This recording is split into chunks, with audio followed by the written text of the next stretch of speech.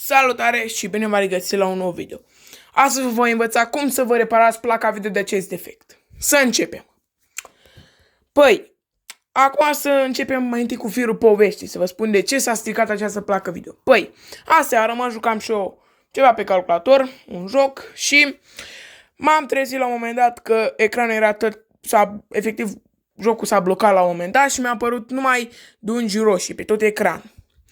Jocul și Windows erau ambele erau complet înghețate, nu puteai să dai WA să dă, nu puteai să dai Windows, nu nimic.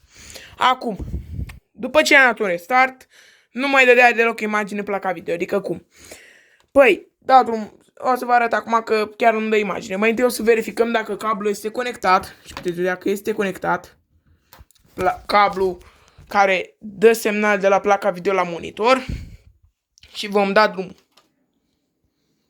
Puteți vedea că s-a aprins, hardul rășnește și se pare că avem imagine, numai că Windows canci. Nimic. Nu vrea să ne afișeze nimic pe ecran. Acum,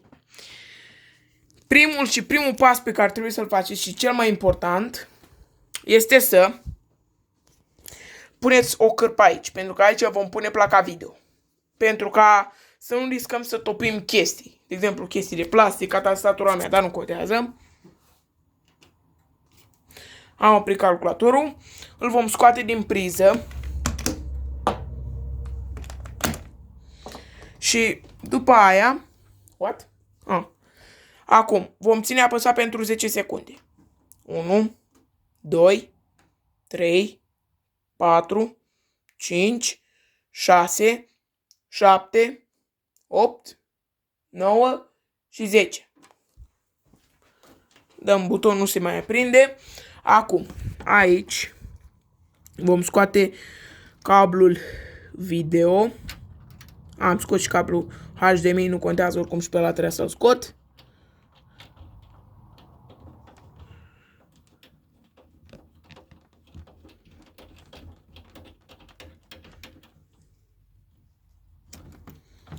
Le vom pune aici ca să nu se ducă sub birou. Sub birou, spatele biroului, să nu le mai putem scoate. Voi trage de clama asta ca să scot front panel-ul. O voi pune acolo. Acum, vedeți această clemă? O vom căsca și vom trage de placa video. A ieșit. Un pic cam violent, dar a ieșit.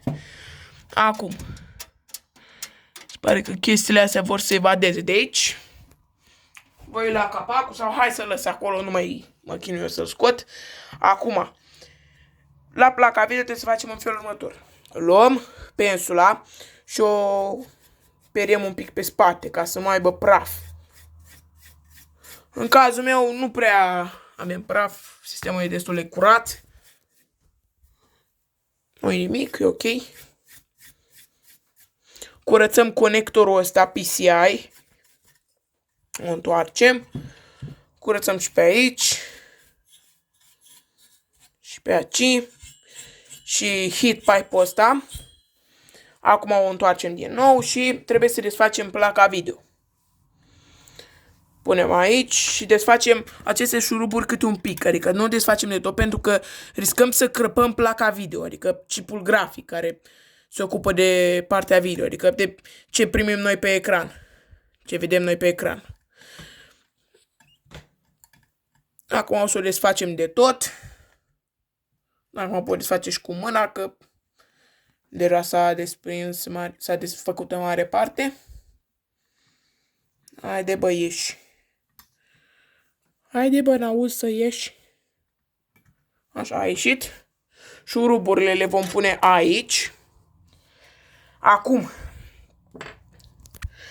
vom avea nevoie în felul următor. Vom întoarce placa video. Iar, la mine deja a ieșit heat pipe-ul ăsta. Dacă aveți ventilatorul, va trebui să-l scoatem. Eu nu am, eu am doar heat pipe-ul ăsta de metal, care nu are niciun fel de ventilație, deci vom pune aici. Acum, vom scoate un șervet umed. Și vom degresa această pastă termică.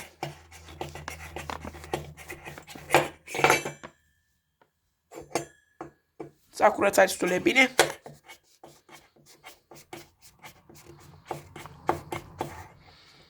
Pentru că e destul de întărit, destul de întărită pasta termică. Apropo, asta este pasta termică. Puteți să faceți și fără ea, doar că nu prea vă recomand pentru că o să aibă durată de viață reflow foarte scurtă. Acum, țin să spun că această metodă este temporară, adică nu va ține pentru totdeauna, va ține pentru o perioadă scurtă de timp. Acum, aici pe chip vom tampona, să spunem așa. Încercăm să și rotim un pic.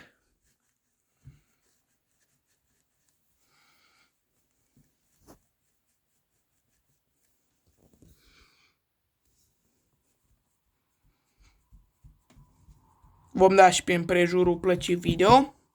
Vom da și pe acest conector.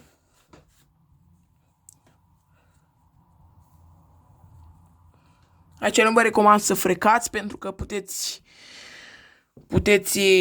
strica anumite componente. De exemplu, acești mici tranzistori. Îi puteți rupe, smulge de acolo. Acum, luăm șurubelnița. Și chestia asta la plăcile grafice AMD se scoate. În cazul meu puteți vedea că e detașabilă, uitați. Aici de afară. La Nvidia trebuie să o scoateți doar pe aici, prin părți. Și trebuie desprinsă cu, cum se cheamă, cu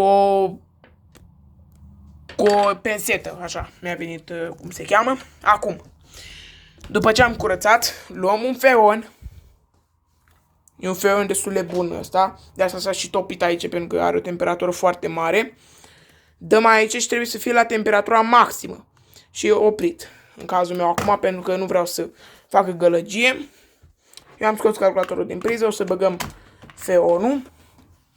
Și acum noi ce facem aici? Cum am spus, este o metodă temporară. Noi ce se întâmplă de fapt și de ce se strică?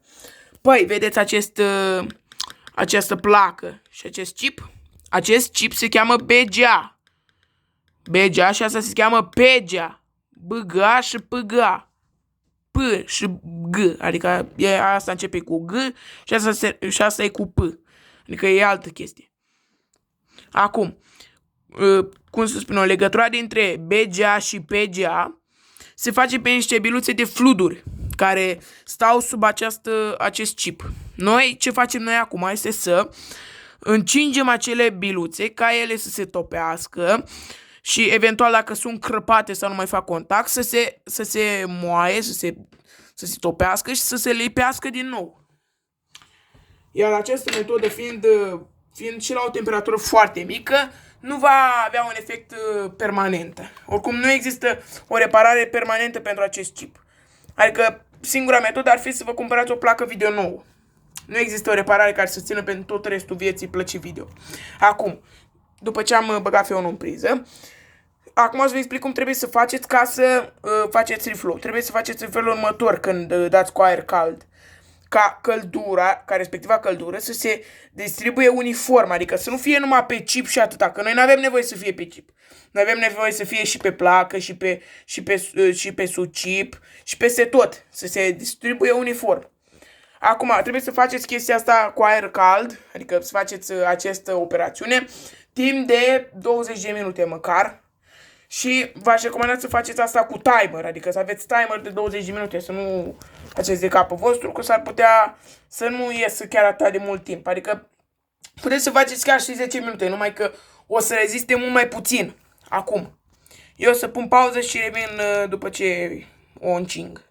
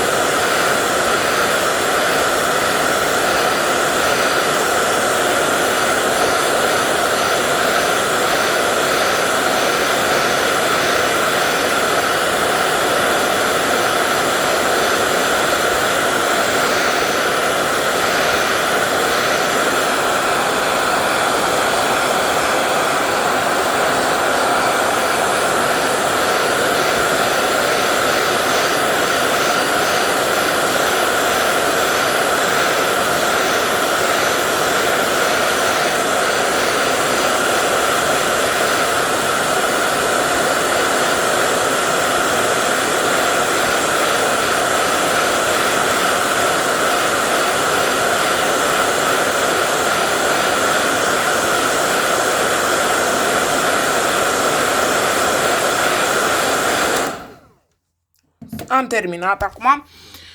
Va trebui să lăsăm placa video să se răcească timp de 10 minute sau chiar 20 puteți să o lăsați. Și cel mai important este să nu mișcați placa video, să o lăsați aici, să se răcească, să se întărească respectivele biluțe și să-și revină tot ok. Să fie tot ok. Revin. Am revenit, am lăsat placa video să se răcească. Acum, următoarea chestie este să luăm acest sigiliu care l-am scos de pe placa video și să-l repoziționăm la loc, să-l punem la loc. Stai că nu reușesc să-l poziționez. Stați, scuzați-mă, era invers.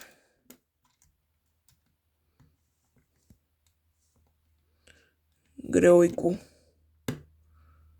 Acum a intrat. Totul a intrat. Bun. Totul e ok. Acum vom lua pasta termoconductoare și vom pune un bob de orez. O bilă în formă de bob de orez, să spun așa. Un bob de orez de pastă termoconductoare, ca să nu punem foarte mult. Așa, perfect. Am pus destul de... Am aplicat-o destul de ok. Acum, vom lua heat pipe-ul. Vom da placa video la o parte. Vom pune heat pipe-ul în poziția asta, pentru că partea asta mai lungă va veni pe memorii. Acum, șurubul trebuie să fie în sus, pentru că noi vom întoarce placa video ca să o montăm, da? Așa. Acum, vom lua placa video, o întoarcem. Deja încă mai e un pic caldă, dar nu contează. Am lăsat-o 15 minute. Trebuie să o poziționăm pe șuruburi. Perfect. Am poziționat-o. Acum eu o să pun șuruburile și revin. Am revenit, am aplicat șuruburile sau le-am înfiletat. Acum, eu voi scoate F1 din priză. L-am pus acolo pe pat. Acum, noi vom lua placa video și o vom pune din nou în PC. Nu trebuie să avem PC-ul băgat în priză ca să putem poziționa. Acum, trebuie să poziționăm placa video pe locul unde a fost, în cazul meu pe portul ăsta albastru. Nu va trebui să crăcim această chestie albastră, doar vom apăsa și atât. S-au zis clank și s-a blocat placa video în slot. Nu mai poate. Eventual o mai puteți apăsa ca să intre perfect în șuruburile astea.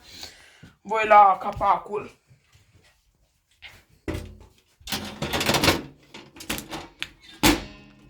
L-am pus pentru că calculatorul meu nu poate porni fără capac. Are un sistem de verificare. Voi monta porturile video și revin. Am revenit, am pus cablele, le-am conectat. Acum, eu am băgat calculatorul și monitorul în priză. Puteți vedea că a pâlpâit. Și o să punem calculatorul. O să dureze un pic până butează. Bine că o să-mi identifice placa video.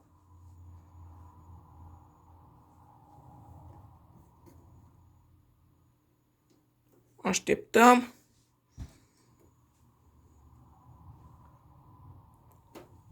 Să pornească, pentru că acum va trebui să identifice placa video nouă. A primit imagine. Avem imagine pe calculator, pe monitor. Primită totuși de la calculator imaginea. Mi-apare logo-ul Dell. A butat în sistemul de operare. Mi-a apărut login screen-ul. Voi pune parola și revin. Am revenit, am pus parola. Se vede destul de rău că am dat drumul la Blitz, dar nu contează. Dăm pe Microsoft Edge. Dăm pe YouTube. Și vom căuta o melodie. Sau un video, ceva, uite. Dăm un video.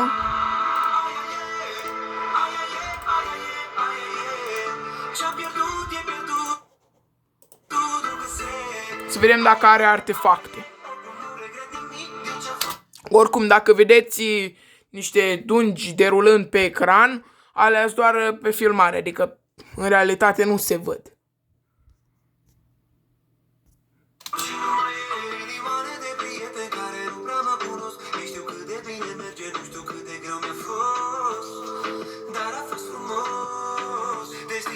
Fără drum nici n-are rost. Și-am avut prieteni buni, n-am avut și niște frați.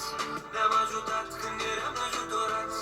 Și n-am uitat de necaz și probleme. Ca să ajungi la bine trebuie să treci prin ele.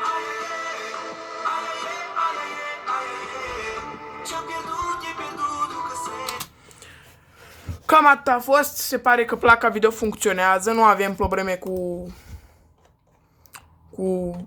artefacte, purici, puncte pe ecran sau minuni din astea pe care nu și le dorește nimeni. Cam atât a fost. Dați un like, un share și subscribe la canalul meu minunat Marius Ro Games YouTube și la revedere! Pa, pa!